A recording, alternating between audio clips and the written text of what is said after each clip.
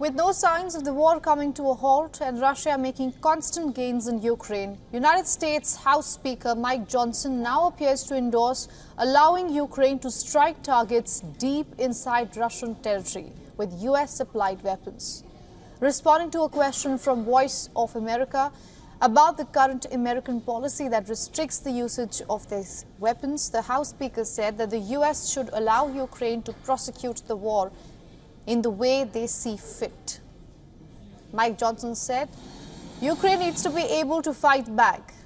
He thinks US trying to micromanage the efforts in Ukraine is not a good policy for them. The statement comes as in recent weeks, Ukraine has intensified its appeal to the Biden administration to lift the ban. According to a member of the Ukrainian parliament, Russia is taking advantage of the restrictions put by America on how Ukraine should use the weapons provided by them.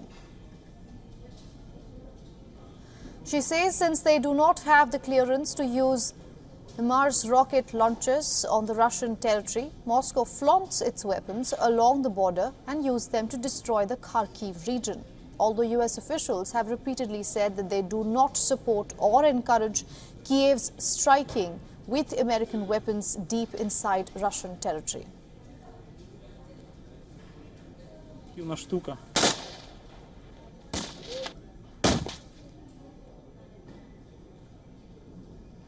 Now for more on this, we are being joined by Ben Aris, who is the founder and editor-in-chief of BNE Intel News and also former Moscow bureau chief of the Daily Telegraph from Berlin. Mr. Aris, thank you so much for joining us. Good to see you again. Since the start of this war, the West, especially the United States, has been very clear that the arms they provide are to defend Ukraine and not attack Moscow.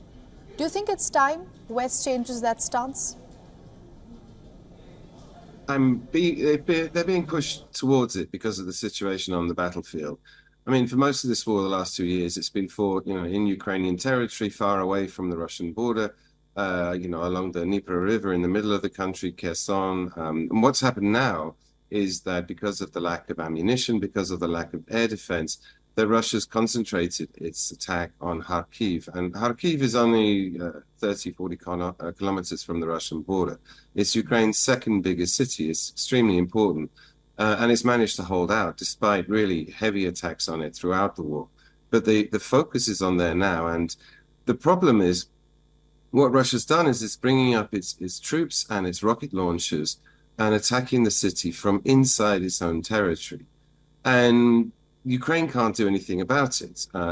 If there's fighting in the field, like in the middle of the country, then you've got a regular battle. But because Russia's taking advantage of this ban of use of Western weapons, that the Ukrainians can't hit the supply lines, they can't hit the troops that are massed.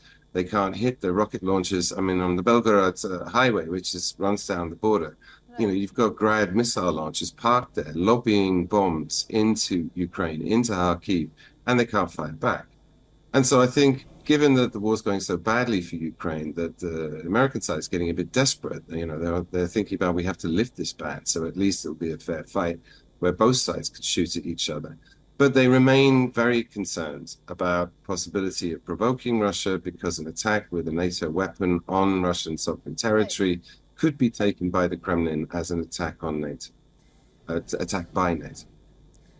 Mr. Aris, I want to connect US's domestic policy with how that could have an implication on the foreign policy. Now, we all know that US's presidential elections are slated for November this year.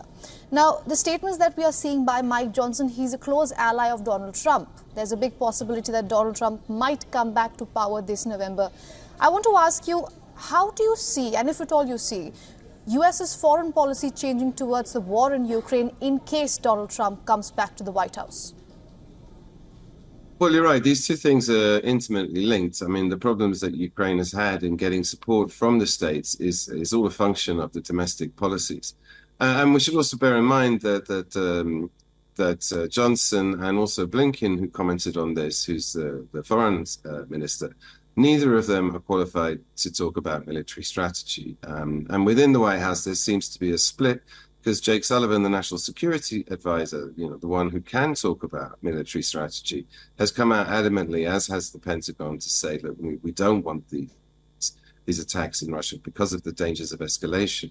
But then you've got these domestic players, particularly Johnson and Mike McConnell, who's the head of the Foreign Committee, that they're saying that maybe we should allow.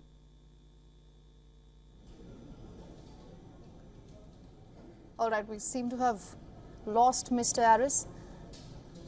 All right, we will be tracking this story very closely and we'll try to connect with Mr. Aris later.